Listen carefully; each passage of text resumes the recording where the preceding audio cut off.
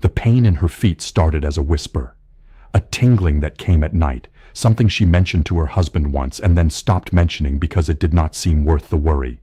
Then the tingling became burning. Then the burning became constant. Then the constant burning became a numbness so deep that she could press her finger into the sole of her foot and feel almost nothing, and she would look down at her own foot like it belonged to someone else.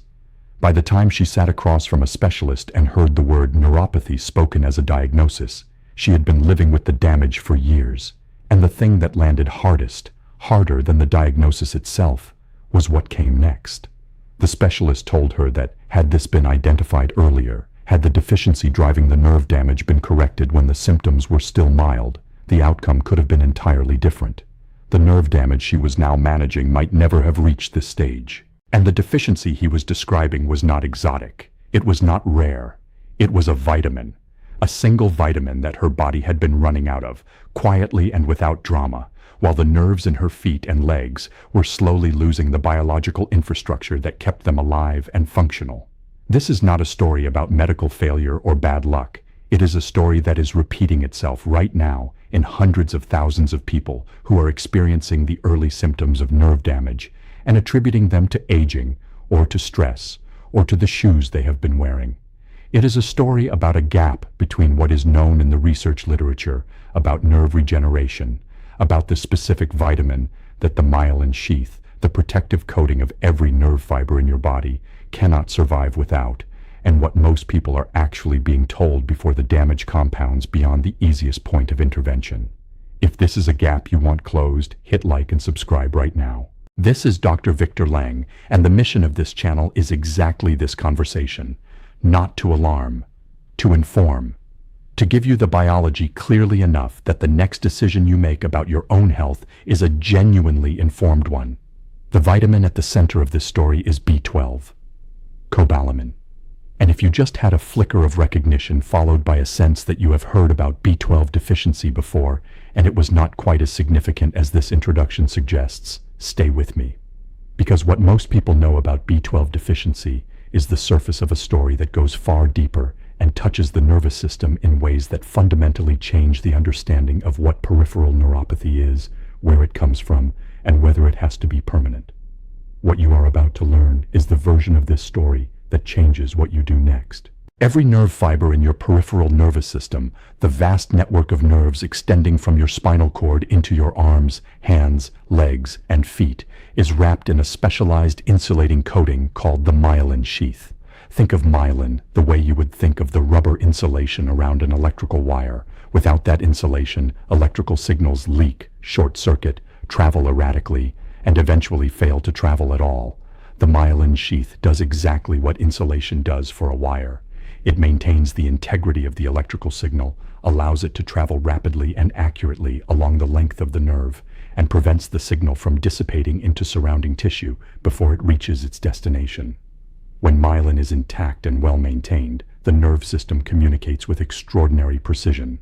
Signals from the brain reach muscles in milliseconds. Sensory information from the skin, the joints, the feet, travels back to the brain with accuracy that allows you to feel a light touch, sense your position in space, and walk across an uneven surface without thinking consciously about every step.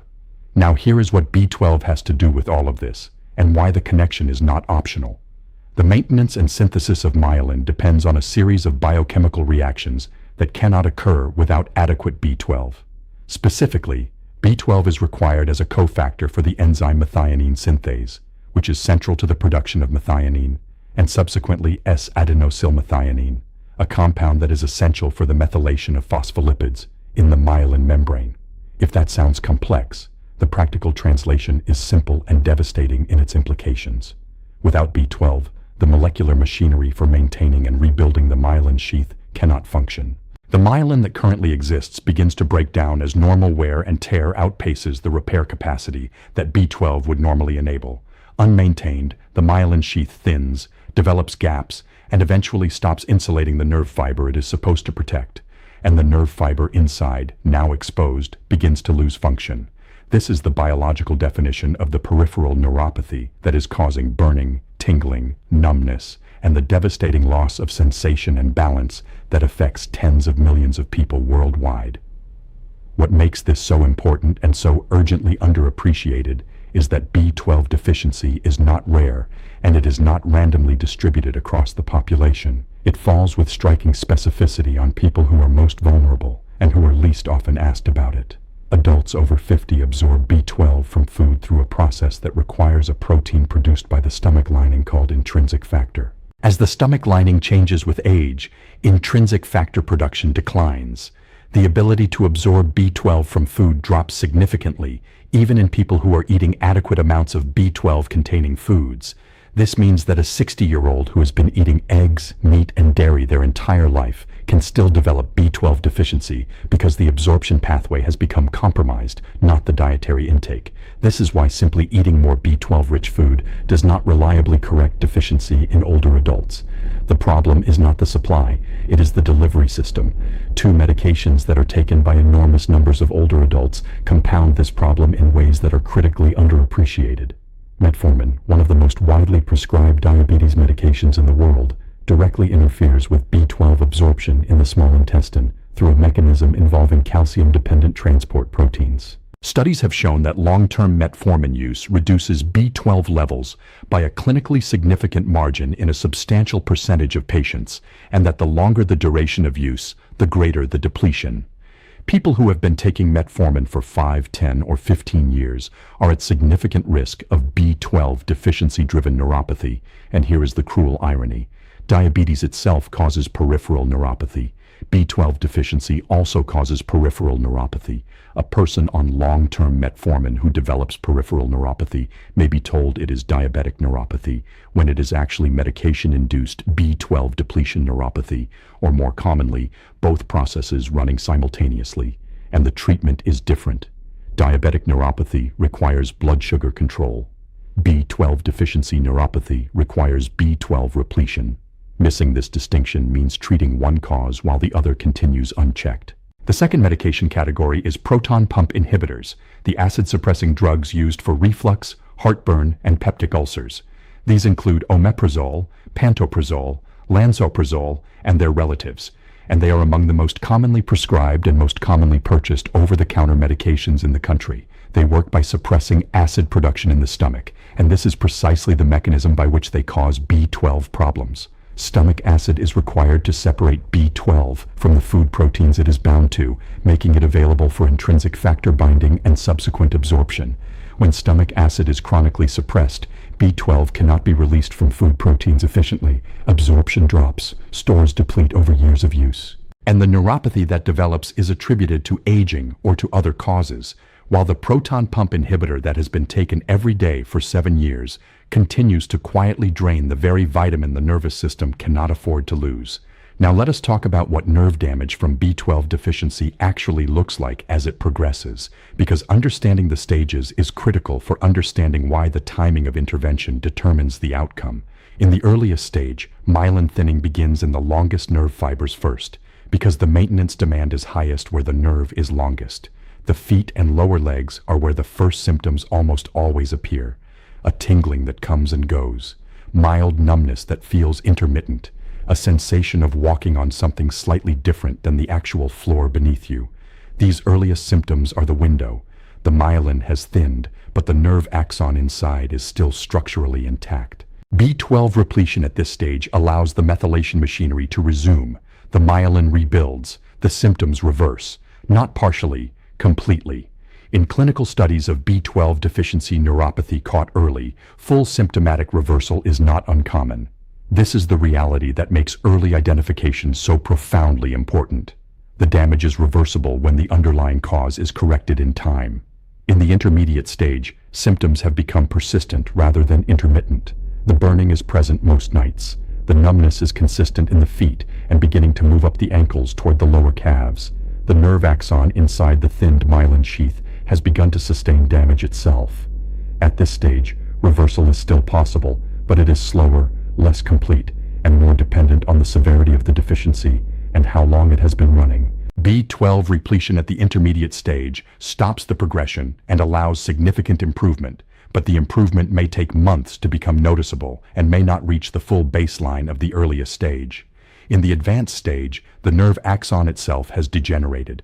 This is called axonal neuropathy, and while peripheral nerves retain some capacity for axonal regeneration, this process is slow, incomplete, and depends on a favorable biochemical environment that includes adequate B12 as a precursor. At this stage, the goal of B12 repletion shifts from reversal to stabilization and partial recovery over the long term. Some improvement occurs. Further progression stops, but the full reversal available in the earliest stage is no longer on the table. This is the stage that the woman in the opening of this story had reached by the time her deficiency was identified. The specialist was not wrong that earlier correction would have changed things. The biological window had not closed, but it had narrowed considerably. And what narrowed it was not anything inevitable. It was the absence of information at the moment it would have made the most difference. The form of B12 used for supplementation matters enormously, and this is a detail that most people never encounter, but that can determine whether supplementation is effective or not. The most common and least expensive form of B12 in supplements and fortified foods is cyanocobalamin. The body must convert cyanocobalamin into the active forms of B12 before it can be used. Methylcobalamin and adenosylcobalamin are the two biologically active forms that the nervous system can use directly, and for people with any compromise in their conversion pathway, which becomes more common with age, cyanocobalamin supplementation may be less effective than it appears on the label. Research on neuropathy specifically has shown stronger results with methylcobalamin, which is the active form most directly involved in the neurological methylation reactions that support myelin maintenance. For people using B12 supplementation specifically for neurological reasons or neuropathy management, methylcobalamin is the form most supported by the evidence. It is widely available, typically only marginally more expensive than cyanocobalamin, and bypasses the conversion requirement entirely. The route of supplementation also deserves attention, because this is where the absorption problem we discussed becomes directly relevant. For older adults with compromised intrinsic factor production, oral B12 supplements absorbed through the standard pathway of intrinsic factor binding in the small intestine may be inadequate even at high doses. However, there is a second absorption pathway that does not require intrinsic factor, and that works even in people with significantly reduced stomach acid or intrinsic factor. Passive diffusion absorption occurs along the entire length of the gastrointestinal tract when B12 is present in very high concentrations, allowing a small percentage of a very high dose to be absorbed without intrinsic factor. This is why very high-dose oral B12, in the range of 1,000 micrograms daily, is often recommended for older adults with deficiency rather than the standard daily recommended intake, which is designed for young adults with intact absorption.